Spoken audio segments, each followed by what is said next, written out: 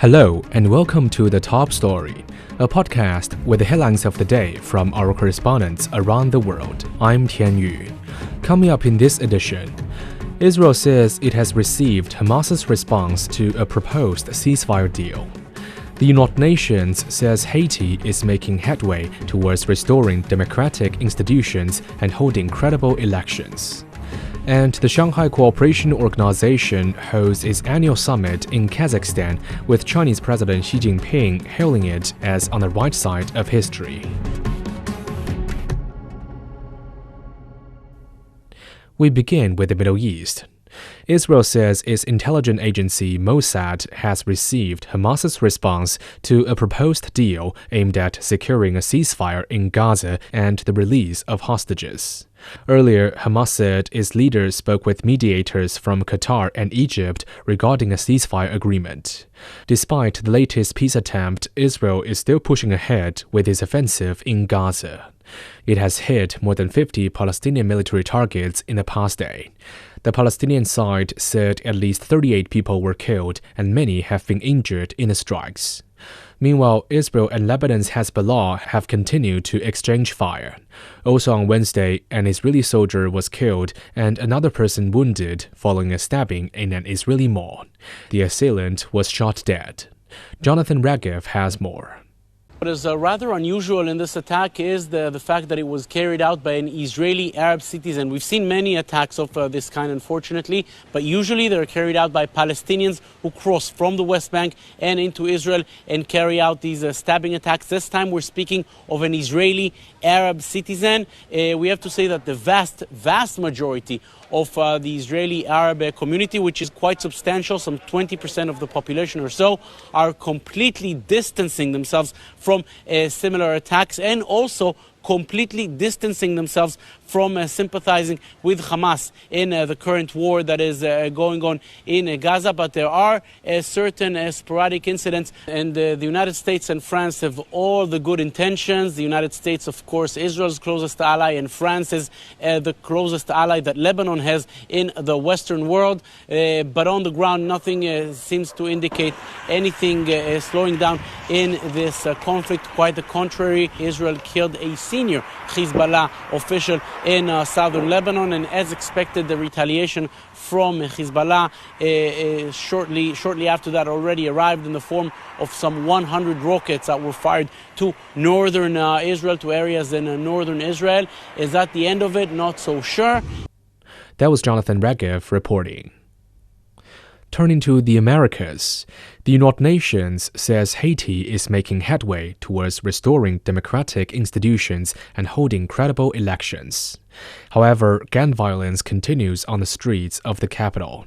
The Caribbean nation has been mired in unrest since the assassination of President Jovenel Moise in 2021. Jody Jacobs has more from the UN headquarters in New York. With a new interim prime minister in place and the installation of the Transitional Presidential Council, the United Nations says politically Haiti is on the right track. The UN Security Council on Wednesday received a report from the Secretary General's envoy to Haiti, who welcomed these new developments, but says the violence on the streets is unending. Kenyan police officers arrived in the country last month as part of a UN-backed mission to secure the capital. Discriminate gang violence has been consistently spreading beyond the capital to other regions of the country. The gang's recurrent attacks since 29 February have severely hampered national and international efforts to fast-track the recruitment process of new police officers, and attrition rates in the national police continue to be high. Haiti's new Prime Minister, Gary Conille, traveled to New York to attend Wednesday's council session. He too described the enormous task at hand to restore security in the Caribbean island country. Dozens of police stations and prisons have been damaged or destroyed, and thousands of prisoners are on the loose. However, the willingness to work towards resolving these urgent problems shown by the main stakeholders in the April agreement gives us cause for hope. Collaboration between various stakeholders has created a calm working environment, enabling the Prime Minister, together with presidential advisors, to appoint a new transitional government, appoint a new Director General of the Haitian National Police, and welcomed the first contingent of the multinational security support mission. Prime Minister Kony told council members that he is up for the task and remains committed to lasting peace and development, saying it's time for Haiti's rebirth. He did, however, stress that the rebirth can only be achieved with the proper support and respect from the international community. That was Jody Jacobs on the peace-building process in Haiti. In Asia, Chinese President Xi Jinping says the Shanghai Cooperation Organization is on the right side of history and is of great significance to the world. He made the remarks while addressing the 24th meeting of the SCO's Council of Heads of State in Astana on Thursday. President Xi noted as the world is faced with accelerating changes unseen in a century, the human society is standing at a crossroads of history again. He called on SCO members to ensure security in the face of the renewed Cold War mentality. President Xi Jinping urged these countries to safeguard the right to development when confronted with small-yard high fences. The Chinese leader said members of the Shanghai Cooperation Organization should consolidate unity and jointly oppose external interference. They should also support each other, accommodate each other's concerns, and handle internal differences with a spirit of harmony. The meeting decided China would take over the SCO rotating presidency until 2025. Meantime, Belarus has become the 10th member to officially join the Shanghai Cooperation Organization. Ahead of the SCO summit, President Xi Jinping also met his Russian, Kyrgyz, Azerbaijani, and Uzbek counterparts.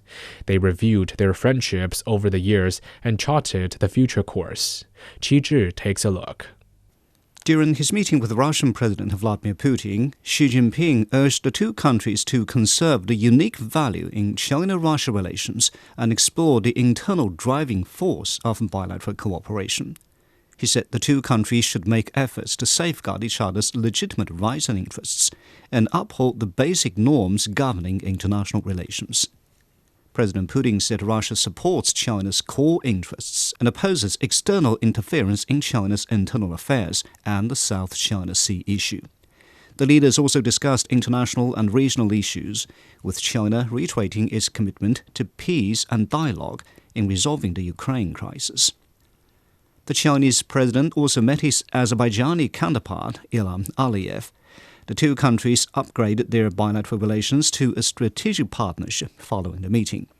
Meantime, Azerbaijan decided to implement a one-year unilateral visa-free policy for Chinese nationals. In his meeting with the Uzbek President Shavkat Mirziyoyev, President Xi said China is ready to work with Uzbekistan to promote the high-quality development of bilateral relations. President Xi also met Kyrgyz President Sadir Japarov in Astana, calling on the two countries to promote high-quality Belt and Road cooperation. That was Qi Zhi reporting. The Shenzhou 18 astronauts on China's space station have completed their second spacewalk. Ye Guangfu, Li Cong, and Li Guangsu worked for about 6.5 hours to complete multiple tasks. They installed space debris protection devices for key equipment outside the Tiangong space station. Sun Ye spoke with experts at the China Astronaut Research and Training Center to find out more. The Shenzhou 18 crew completed their second extravehicular activities on Wednesday. The two taikonauts working out of the space station, Ye Guangfu and Li Cong, returned to their base after nearly 6.5 hours. Their main task on Wednesday, installing space debris protection devices for the space station's external pipelines, cables, and other critical equipment. The two cooperated and assisted each other well. Overall, their performance was perfect. With this spacewalk, we have enhanced the space station's ability to protect itself against space debris. Right now, the space station is operating well, but we hope the space station can operate in space for a longer period, therefore getting more scientific benefits. That's why we want to extend its lifespan as much as possible. For this goal, we must identify the risks it faces during the long-term operation, and space debris is a significant risk for a spacecraft, especially a manned spacecraft. Therefore, for the space station, we have formulated a series of protective measures to address the problem of space debris. The Shenzhou 18 crew are now over 2 months into their 6-month stay on China's space station. They completed their first spacewalk at the end of May. They've also installed experimental cabinets on China's space station and conducted multiple experimental projects in fields like life science, material science, and medical studies. That was Sun Ye on the second spacewalk of 3 Chinese astronauts. Finally, in Europe, millions of Britons head to the polls for Thursday's general election, electing all 650 members of the House of Commons, one for each local constituency. There are no primaries or runoffs, just a single round of voting on July the 4th. The cost of living crisis, immigration, and to a lesser degree Brexit are among the top concerns for voters. Michael Voss has more. Prime Minister Rishi Sunak has been touring the country, putting on a brave face. His message, don't give Labour a supermajority. At a rally in London on Tuesday night, Sunak urged supporters not to give up hope. I say to every Conservative, don't surrender to Labour, fight for every vote, fight for our values. Rishi Sunak is the 5th Conservative Party leader in 14 years.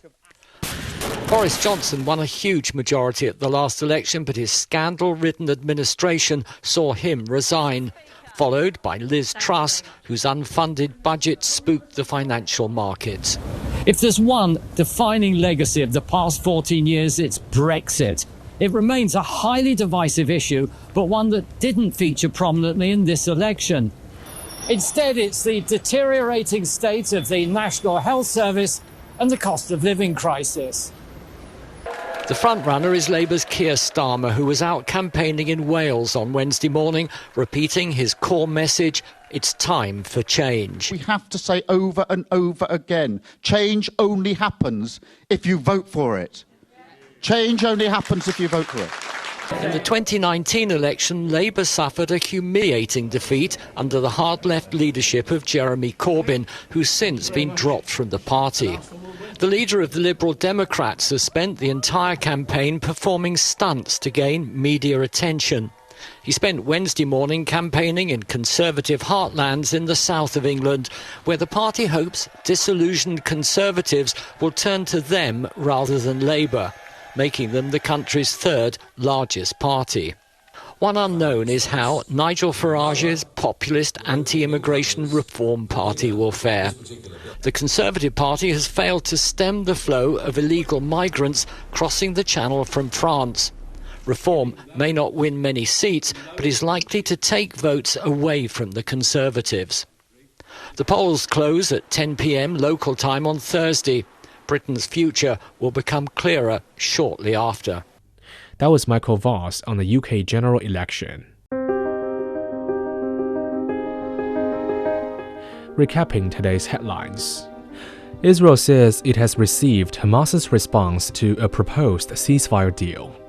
The United Nations says Haiti is making headway towards restoring democratic institutions and holding credible elections. And the Shanghai Cooperation Organization holds its annual summit in Kazakhstan, with Chinese President Xi Jinping hailing it as on the right side of history. And that's it for this edition of The Top Story, a podcast that brings you world headlines every weekday. For more news in politics, business, sports, and culture, you can subscribe to The Beijing Hour, a 1-hour podcast news magazine program. We welcome and appreciate all ratings and reviews. I'm Tian Yu. Thank you for listening.